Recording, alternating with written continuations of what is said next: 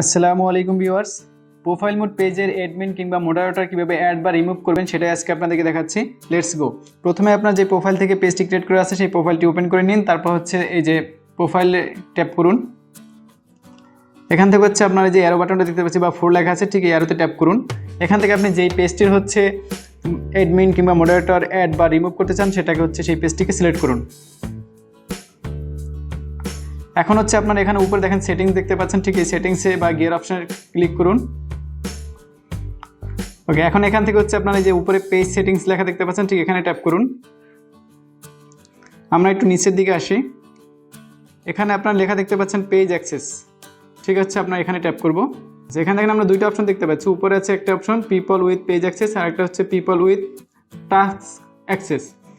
এখন আগে যেমন লেখা থাকছে হচ্ছে মডারেটর এবং অ্যাডমিন, তো অ্যাডমিন হিসাবে যদি আপনি কাউকে অ্যাড করতে চান তাহলে হচ্ছে উপরের এই নিউ যে আছে এখানে ট্যাপ করবেন।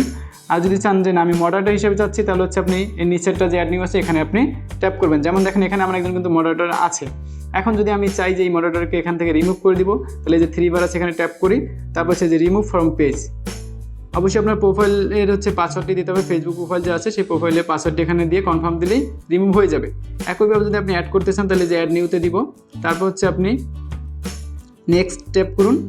এখানে হচ্ছে আপনি উপরে হচ্ছে যাকে অ্যাড করতে চাচ্ছেন তার নামটা সার্চ দিন, অথবা লিঙ্ক পেস্ট করতে পারেন, কিন্তু অনেক সময় লিঙ্ক পেস্ট করলে আসে না, সেক্ষেত্রে আপনি নাম লিখে সার্চ দেন। আমি এখানে এটা দিচ্ছি,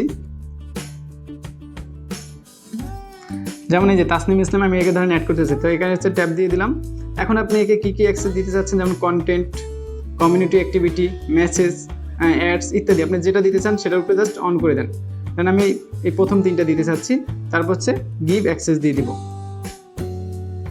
ওকে, এখন আমার যে প্রোফাইল পাসওয়ার্ডটি আছে আমি সেই পাসওয়ার্ডটি দিয়ে নিচ্ছি। পাসওয়ার্ডটি লেখা হওয়ার পর আপনি জাস্ট কনফার্ম দিয়ে দিবেন। এখন হচ্ছে তার কাছে রিকোয়েস্ট চলে গেছে, এই যে দেখেন এখানে কিন্তু সে আমার এখানে পেন্ডিং আছে ইনভাইট এক্সপায়ার্ড ইন 31 ডেজ। সে যদি 31 দিনের মধ্যে সে ওখান থেকে অ্যাকসেপ্ট না করে তাহলে আবার অটোমেটিক সে রিমুভ হয়ে যাবে। তো এখন তাসনিম ইসলামের প্রোফাইলে ঢুকে জাস্ট সে হচ্ছে যদি অ্যাকসেপ্ট করে দেয় তাহলে সে আপনার মডারেটর হিসেবে থাকবে। আবার রিমুভ করতে চাইলে ঠিক আপনি এই যে 3 বার আছে এখানে ট্যাপ করুন। এখন পর্যন্ত যেহেতু সে অ্যাকসেপ্ট করে নেয় তাহলে আপনি ক্যান্সেল ইনভাইট দিয়ে দেন। এই যে, তো আশা করি আজকে ভিডিওটা সবার জন্য হেল্পফুল ছিল। ভিডিওটি ভালো লাগলে অবশ্যই আমাদের চ্যানেলটি সাবস্ক্রাইব করুন এবং আমার ফেসবুক পেজ ফলো দিয়ে সাথে থাকবেন। আসসালামু আলাইকুম সকল ভিউয়ার্স।